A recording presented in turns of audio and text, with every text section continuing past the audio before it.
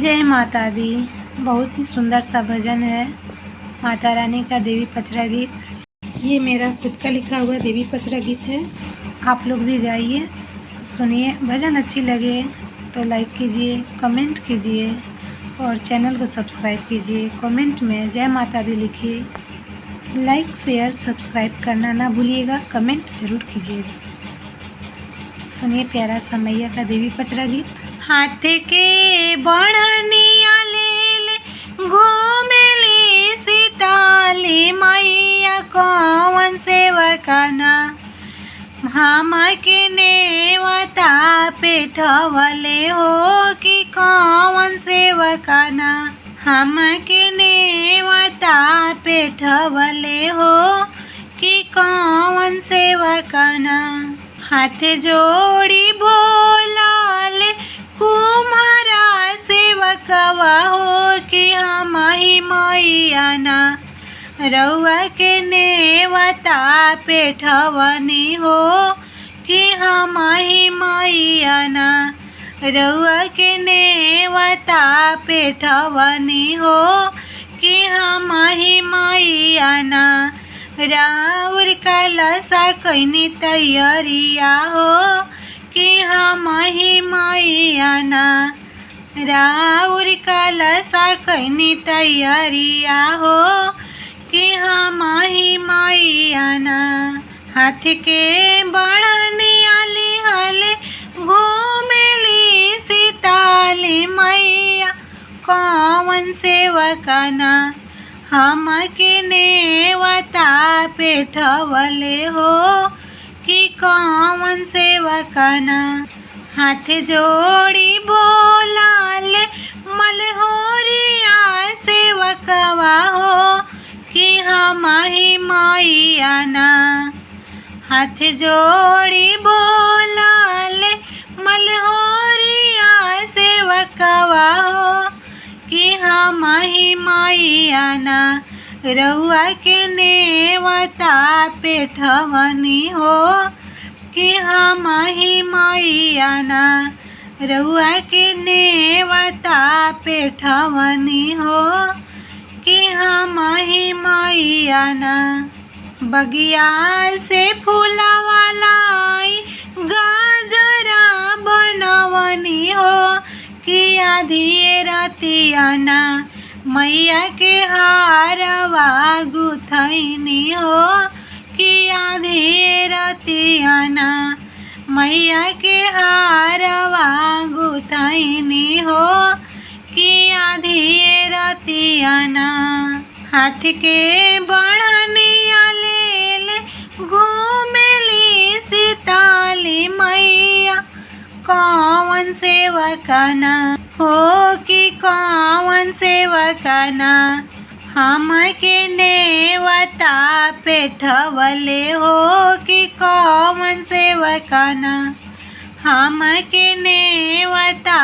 पेठवले हो कि कौन सेवकाना हाथ जोड़ी बोलाल बजा जवा सेवकवा हो कि हम ही मैयाना हाथ जोड़ी बोलाल बजा जवा सेवकवा हो कि हम ही मैयाना रउआ के नेवता पेठवनी हो कि हम ही मैयाना रउआ के नेवता पेठवनी हो कि हम ही मैयाना आधी रतिया मैया के चुनरी बनवनी हो कि आधी रतियाना चुनरी पमीनवा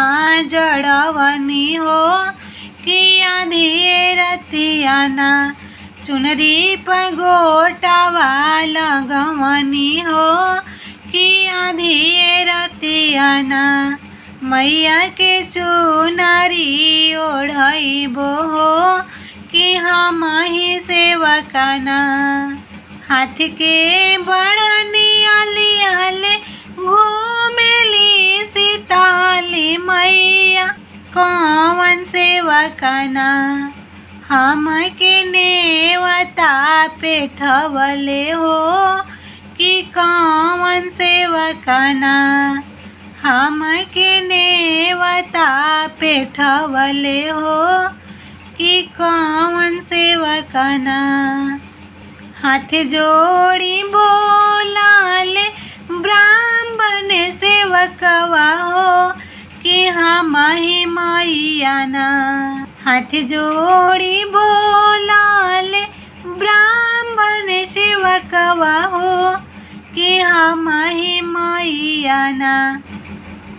रउआ के नेवता पेठवनी हो कि हम ही मैयाना। रउआ के नेवता पेठवनी हो कि हम ही मैयाना।